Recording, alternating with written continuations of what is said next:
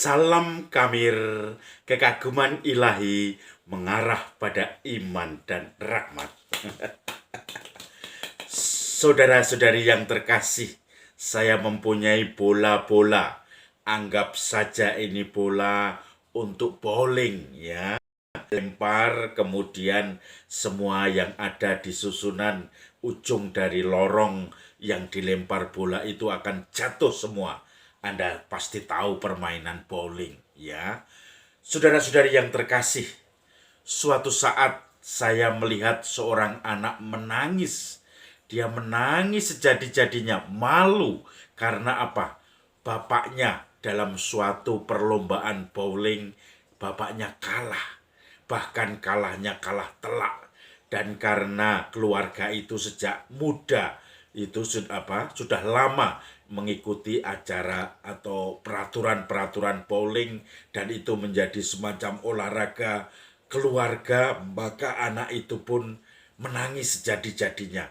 Dia tahu bahwa bapaknya itu kalah telak, maka kemudian dia malu, dia menangis.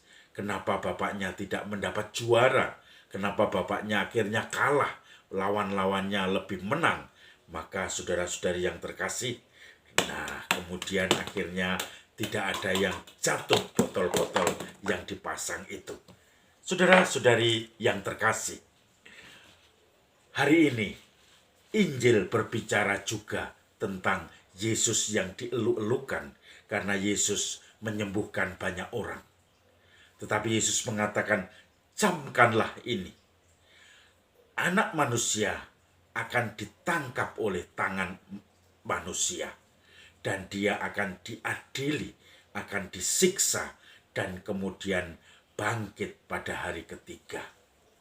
Maka murid-muridnya yang mulai bangga kepada Yesus, karena Yesus mempunyai kekuatan untuk banyak mukjizat, untuk menyembuhkan orang-orang sakit, untuk memberi makan 5.000 orang laki-laki saja, bahkan belum termasuk perempuan dan anak-anak, dan juga bisa memelekkan mata orang buta, orang lumpuh pun dibangkitkannya.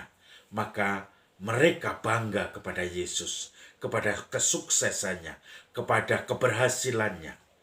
Tetapi mereka ternyata masih belum menangkap Yesus Mesias yang harus diserahkan ke tangan anak manusia. Maka seperti anak kecil tadi, para murid akan menangis, akan merasakan kehilangan ketika Yesus sudah nantinya disalibkan. Maka berkali-kali ketika Yesus berbicara mewartakan tentang Mesias harus menderita, mereka selalu diberitahu bahwa Mesias itu harus masuk dalam penderitaan. Dan para murid tidak tahu dan tidak mau mempertanyakan itu, karena para murid tidak mau masuk ke dalam kesengsaraan itu. Tidak mungkin Yesus yang hebat itu masuk dalam sengsara. Anak kecil tadi juga tidak mungkin bapaknya yang hebat main bowling dikalahkan oleh banyak orang. Maka dia pun menangis, tidak rela, tidak siap bapaknya kalah di dalam turnamen bowling itu. Saudara-saudari yang terkasih, sekarang pertanyaannya bagi kita pengikut Kristus, apakah kita juga siap memasuki salib, memasuki penderitaan, memasuki masa-masa kekeringan, memasuki kegagalan?